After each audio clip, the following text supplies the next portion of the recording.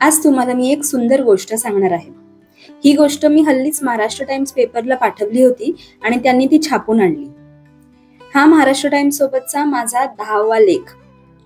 तुम्हाला जर ही गोष्ट आवडली तर मी तुमच्यासाठी माझे सगळे लेख सादर करेन ह्या चॅनलवर. तर गोष्टीला सुरुवात करूया, पण तत्पूर्वी आपल्या शब्दसंवाद या चॅनलला सबस्क्राईब केलं नसेल तर नक्की सबस्क्राईब करा आणि मला प्रोत्साहन द्या. घाबरू नका, सबस्क्राईबचं बटन दाबल्यावर पैसे लागत नाही, ते अगदी फुकट आहे. तर सुमारे 2 वर्षांपूर्वी आम्ही कुलू मनाली आणि शिमला ट्रिपला गेलो होतो. 8 दिवसांच्या ट्रिप नंतर आम्ही सगळे खूप दमलेलो. खूप प्रवास, खूप मजा, खूप थंडी अनुभवल्यानंतर आम्ही परतीच्या प्रवासात ट्रेनमध्ये शांत बसून होतो. रात्री 8 वाजता मध्य प्रदेशमधून एक गृहस्थ आमच्या डब्यात चढले आणि आमच्याच कुपीत बसले. बरेच वयस्कर होते, पण खूप उत्साही दिसत होते. सीटवर बसताना आपली बॅग नीट ठेवता ठेवताच आमच्याशी बोलायला लागले. आम्ही देखील या मोठ्या फॅमिली ट्रिप नंतर एकमेकांचे चेहरे बघून कंटाळलो होतो. या नवीन गृहस्थाला बघून आम्हाला पण छानच वाटलं. ते त्यांच्या सीटवर सेटल झाले. आपल्या घरी फोन करून सांगितलं की ट्रेन वेळेत आहे, मी बसलो, काळजी नसावी, आणि आमच्याशी गप्पा मारू लागले. तर ते आजोबा मुंबईला आपल्या मुलीकडे 4 दिवस राहायला जात होते. मग आम्ही पण आमच्या ट्रिप बद्दल सांगितलं, काय काय मजा केली, कुठे कुठे फिरलो, हे सगळं आम्ही बोलत होतो.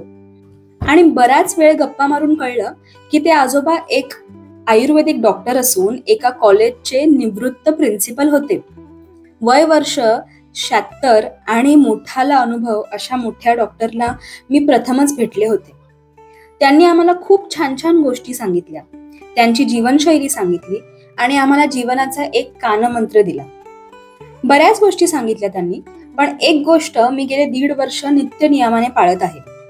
ह्या व्हिडिओच्या शेवटी मी ती नक्की सांगेन, कारण पेपर मधला लेख वाचून मला बऱ्याच लोकांनी त्या कानमंत्राची रेसिपी मागितली होती. खूप छान वेळ गेला डॉक्टर आजोबांसोबत. अगदी दुसऱ्या दिवशी सकाळी उठल्यावर सुद्धा आमच्या गप्पा सुरूच होत्या. आम्ही एकमेकांचे फोन नंबर घेतले, म्हणजे डॉक्टर सरांनीच तो मागितला आणि स्वतःचा आम्हाला दिला आणि मग सेव्ह करायला सांगितलं. आम्ही कल्याणला उतरलो आणि डॉक्टर पुढे ठाण्याला उतरणार होते. डॉक्टर आजोबांचा निरोप घेऊन आणि टच मध्ये राहण्याचं बोलून आम्ही उतरलो. पण जसे आम्ही खाली उतरलो आणि ट्रेन प्लॅटफॉर्म वरून निघून गेली, आमच्या लक्षात आलं की आमची एक बॅग तर ट्रेन मध्येच राहिली होती.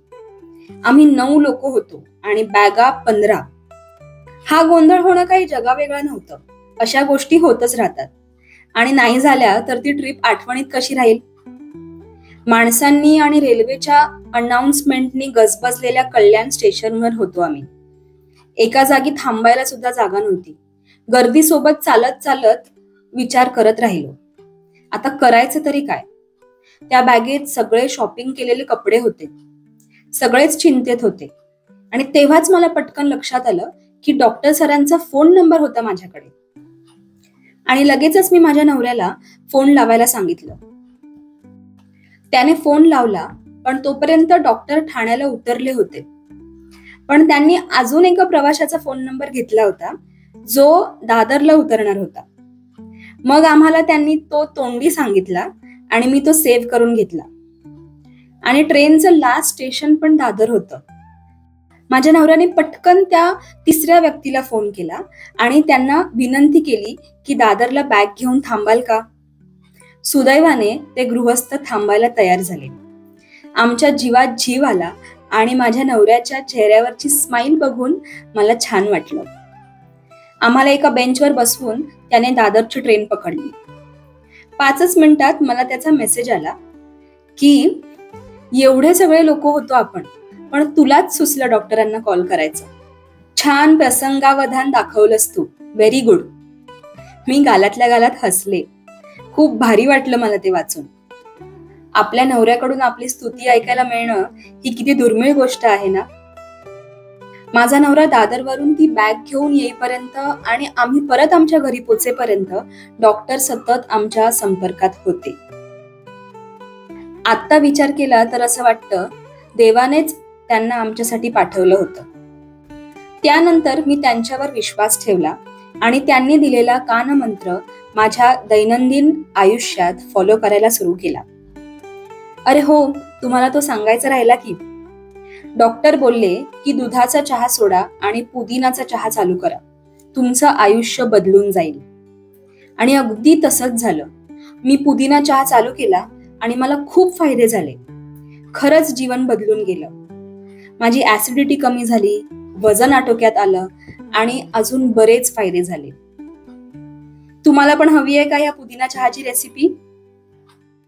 मी नक्की देईन, पण तेव्हाच जेव्हा माझ्या या व्हिडिओवर 500 व्ह्यूज आणि 50 कमेंट्स येतील. चला तर मग पटापट कमेंट करून सांगा आजची गोष्ट तुम्हाला कशी वाटली, आणि आवडली असेल तर तुमच्या मित्रमंडळींसोबत हा व्हिडिओ शेअर करा. तेव्हाच तर माझे व्ह्यूज वाढतील. आणि तुमच्याकडे सुद्धा अशाच गोष्टी असतील तर मला माझ्या व्हॉट्सअप नंबरवर लिहून पाठवा, मी त्या नक्की सादर करेन. चला तर मग भेटू पुढच्या व्हिडिओमध्ये अशाच एका नवीन गोष्टीसोबत. हा ऑडिओ पूर्ण ऐकल्याबद्दल तुमचे खूप खूप आभार.